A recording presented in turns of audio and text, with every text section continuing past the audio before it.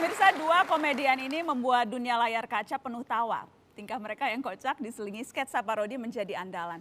Tapi keduanya jarang berbicara serius saat berlakon.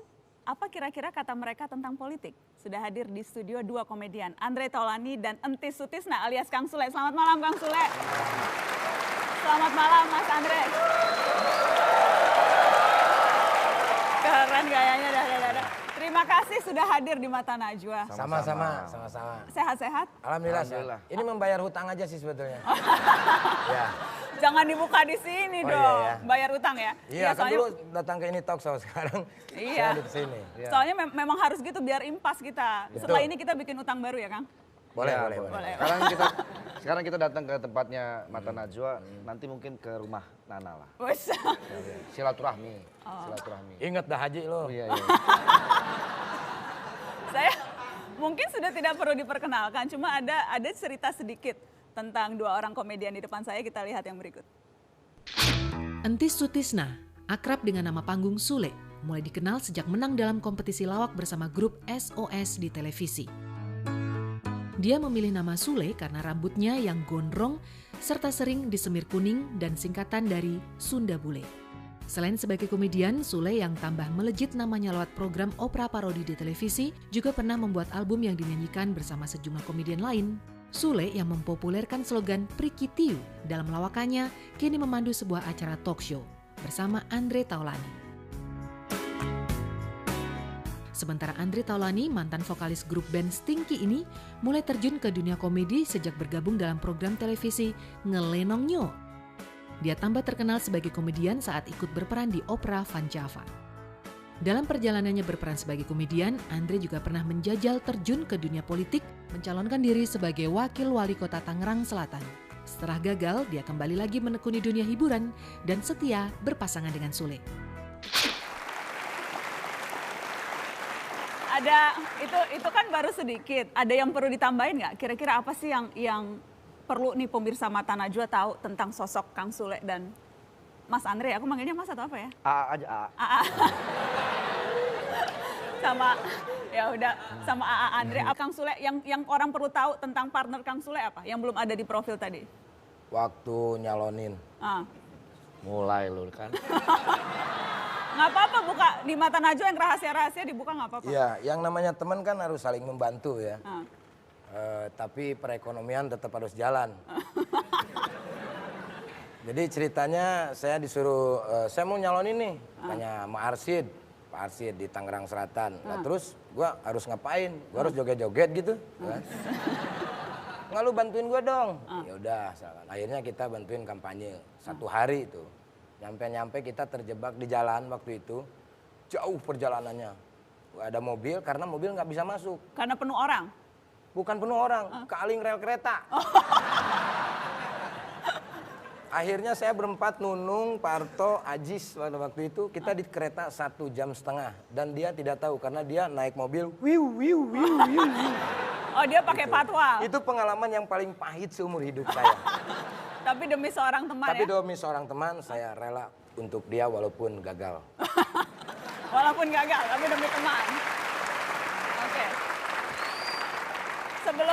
Sebelum masuk ke pengalaman pahit, kalau tentang Kang Sule yang orang belum banyak tahu di Mata Najwa tolong dibuka sedikit. Sule ini orang yang sensitif. Dan dia itu mudah sekali menangis. Masa sih? Iya. Apalagi kalau kita berbicara soal muka ya.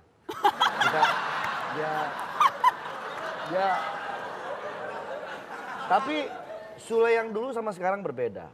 Menurut saya sebagai sahabat saya melihat dia banyak sekali perkembangan. Bahkan dia lebih ganteng daripada saya. Dia tahu bilang ganteng, nggak mau dibahas. Masalah waktu kampanye masih kurang 5 juta.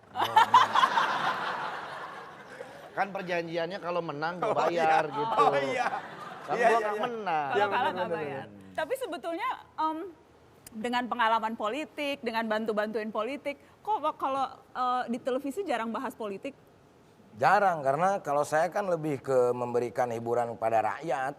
Biarkan saja ada orang-orang politik yang membahas politik. Karena kan kalau politik yang saya tahu kalau udah pol itu baru diitik-itik gitu kan. Itu, ya.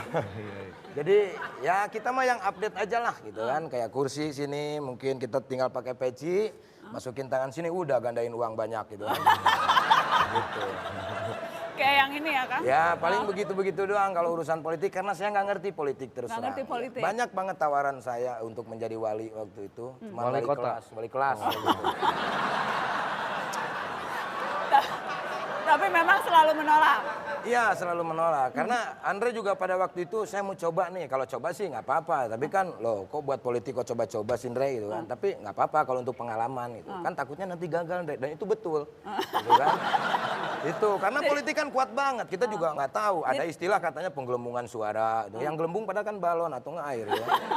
Nggak tahu makanya saya nggak terlalu membahas untuk itu. Tapi dia Biarkanlah bagus. Mas Butet yang membahas masalah itu. Oke. Ya.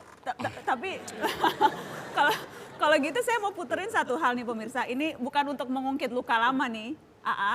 Iya. Tapi ini perlulah supaya pemirsa Mata Najwa tahu Sabar. bagaimana perjuangan AA Andre waktu mau jadi politisi, wakil wali kota.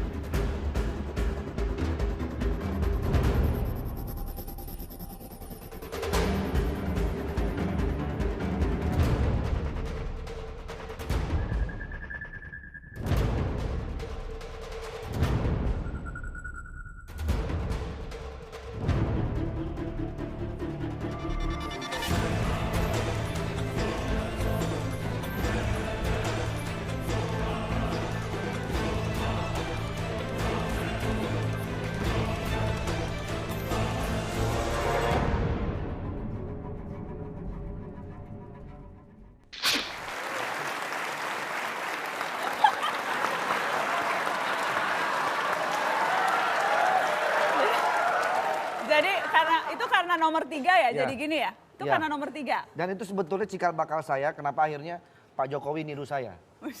Begini juga Pak Jokowi kalau nggak salah. Enggak, Pak Jokowi 2 gini dulu. Sebelumnya tuh gubernur. Oh, itu gubernur. Terinspirasi AA Andre. AA, jadi apa pengalaman terburuk mengingat-ingat dulu tuh? Waktu itu jadi berapa lama tuh kira-kira terjun politik praktis? Hampir setahun ya. Setahun, dari mulai dicalonkan sampai Ya, kemudian sampai kemudian pemilihan. pemilihan dan kalah ya? Iya. Habis berapa duit bilang? Tuh ya. Habis berapa Saya duit? sama sekali tidak keluar uang pada waktu itu. Keluar apa waktu itu? Keluar kuping. Keluar kuping. Masa nggak keluar uang? Keluar tapi tidak sebanyak yang dibayangkan lah. gitu. Emang bayangan saya berapa kira-kira? Ya pokoknya satu rumah aja sih enggak lah. Nggak satu rumah? Kan tergantung rumah di mana. Rumah keong kayaknya. Tapi kalau bukan soal uang, jadi soal apa yang paling membekas sampai sekarang? Pengalaman maju pilkada? Enggak, jadi saya tahu betul bagaimana akhirnya ketika terjun ke situ begitu banyak gelombang di sana gitu ya. Yang mohon maaf ini, yang benar bisa jadi salah, yang salah bisa jadi benar gitu. Misalnya? Jadi ya misalnya kita di situ kejujuran bukan berarti nomor 1 di situ, karena kejujuran bisa jadi akhirnya dimanipulasi menjadi tidak jujur gitu. Jadi sebetulnya dunia yang jujur adalah dunia komedi menurut saya. Dunia komedi, dunia jujur? Jujur, contohnya kayak saya begini. Saya sangat jujur sekali melawak gitu loh. Misalnya ketika saya nggak ada bahan gitu ya. Ya saya bilang saya nggak punya bahan gitu. Jadi tidak ada yang tersinggung, tapi malah orang ketawa begitu. Sementara politisi dunia yang penuh kepura-puraan, Kang Sule? Ya saya nggak tahu, saya nggak punya saudara politisi. Kalau gitu, Kalau urusan pura-pura enggaknya ya itu urusan mereka. urusan mereka. Iya. Tapi yang diamati, kalau komedian tuh kan melihat sesuatu tuh kan pasti caranya beda. Kalau Iya. ngamat-ngamatin dunia politik kita gimana? Ngelihatnya seperti apa? Saya udah malas ngamatinnya. Kok males? Jangan Udah males capek, dong. ya itu mulu kan, korupsi lagi, itu lagi, makanya ya udahlah mendingan nonton SpongeBob saya mah. SpongeBob ya? Iya. Saya Andre, Saya Sule, kami berdua Roy Martin. Pasti sering dilamar kan? Sering. Oleh parpol? Oh kirain mah cewek.